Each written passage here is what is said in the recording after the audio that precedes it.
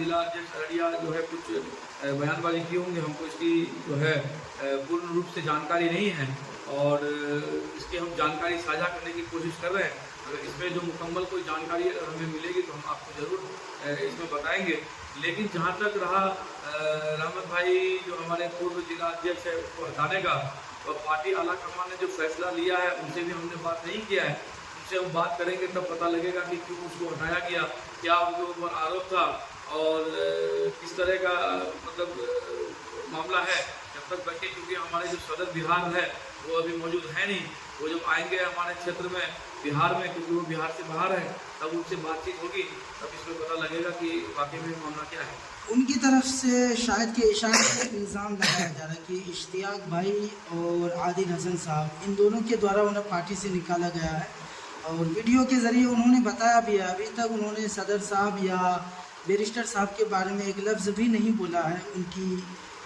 देखिए, इससे साफ जाहिर होता है कि जो रहमत हुसैन जिला अध्यक्ष अररिया पूर्व जो है, कहीं ना कहीं पार्टी के साथ में अपनी सहानुभूति रखते हैं। उनको अब्दुल ईमान साहब या बैरिस्टर असदुद्दीन ओवैसी साहब की कद्र है और हम सबको कद्र है। और जाहिर सी बात है कि उनके द्वारा जो ये दो लोगों पे आरोप लगाया गया है, अब ये आरोप कितना सही है और ये तो रहमत हुसैन ही बता पाएंगे, और जो हमारे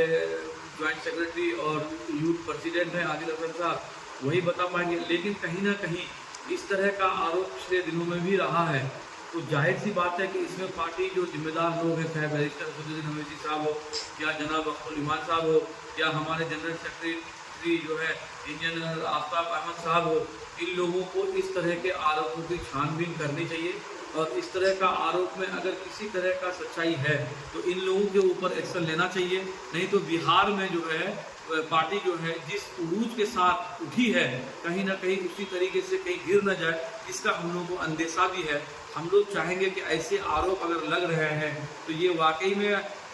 सही आरोप है या फिर ये बेबुनियाद तरीके से आरोप लगाए जा रहे हैं। इसमें इंक्वायरी बैठनी चाहिए और इस पर इंक्वायरी सख्त तरीके से इंक्वायरी होनी चाहिए, क्योंकि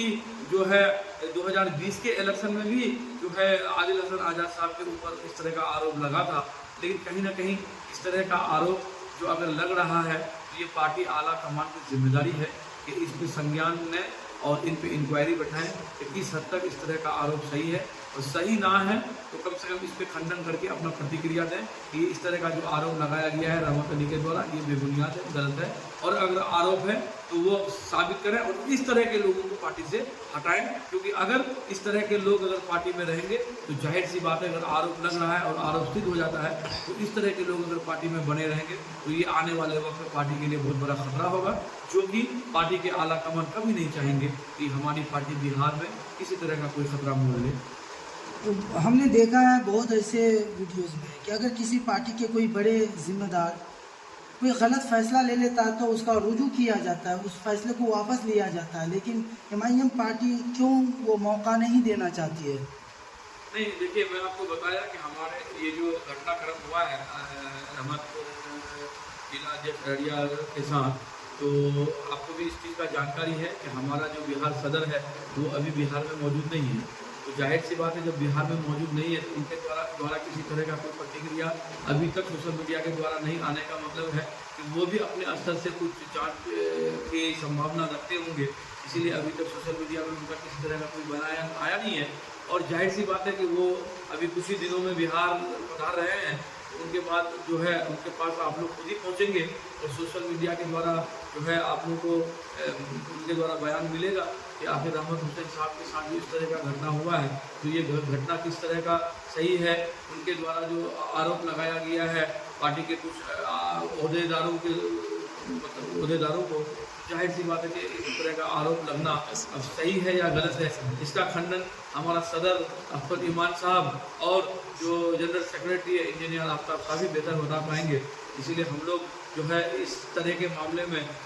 जो है टिप्पणी कर भी नहीं सकते हैं, और ये हमारे दायरे से बाहर की चीज़ है, क्योंकि हम जिला अध्यक्ष खुद है और जिला अध्यक्ष के अंतर्गत ये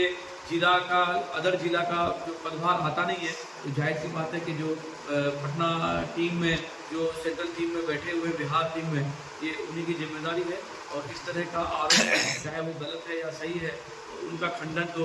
पार्टी के आला कमान ही करेंगे और हम चाहेंगे कि आप कुछ दिनों का इंतज़ार करें और हमारा जो बिहार सदर और जनरल सेक्रेटरी इंजीनियर अफसर साहब से आप लोग खुद पूछ सकते हैं कि इसमें इस तरह का वो एक्शन ले रहे हैं या इस तरह का आरोप को वो किस तरीके से देखें। शुक्रिया।